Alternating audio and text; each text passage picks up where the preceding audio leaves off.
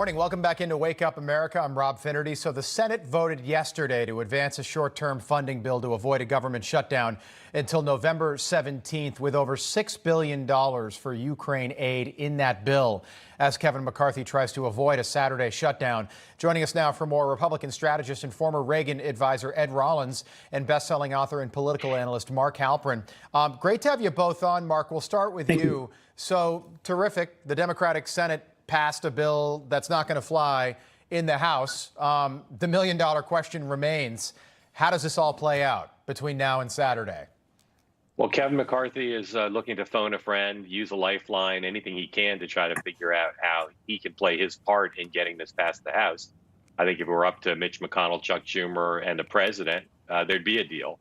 But the onus is on McCarthy. I think he's going to have to decide how he finesses being jammed by the Senate. That's going to happen. And he's got till probably Monday morning. Shutdowns over the weekend don't really impact folks all that much. So I think the deadline's really Monday morning.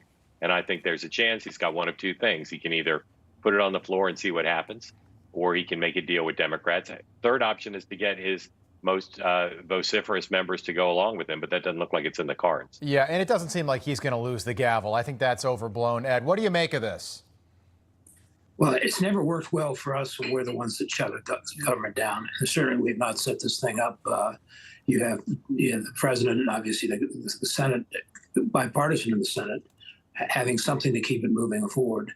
There's no rationale at this point in time. McCarthy promised, and his Republican majority promised, that they were going to move things through a legislative process, a typical budget process.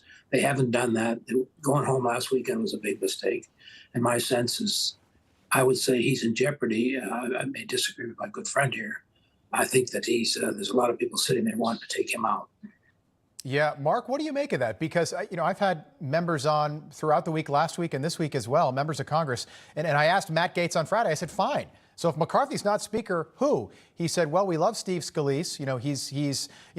He's got medical issues right now that are going to prevent him. And then Gaetz said Tom Emmer, the majority whip, but there's no name that anybody's going to consolidate around right now. That's why I will, with just as much friendliness, disagree with Ed. You can't beat someone with no one. Scalise and Emmer can't get 218 votes, and I don't see anybody else who can. So no one can tell you exactly how this is going to play out. McCarthy's been a survivor. I predicted at the beginning of the year he wouldn't make it to the end of the year in this job.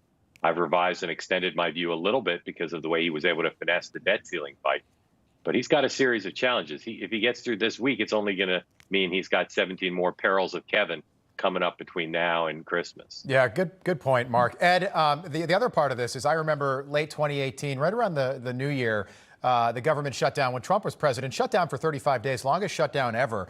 And no one blamed the Speaker of the House. Everybody blamed Donald Trump. The buck stops at the Resolute desk. You know that better than anyone. But the Democrats seem to think that if the government does shut down, somehow Kevin McCarthy's going to be the fall guy here and not Joe Biden. What do you make of that? Well, McCarthy's not a strong speaker. I don't know why anybody wants the job of speaker today. They're not going to name a building after you anymore at this point in time. It's a survival contest. But I think the reality is Republicans now have the majority in the House, and they promised lots of things, and they haven't necessarily fulfilled any of that. So I think they're going to pay a heavier price. And the problem is you can't fix Biden's problems, which is age and inability to communicate. People think they can fix the Republican problem by getting another alternative. I agree with my friend here that there is no alternative.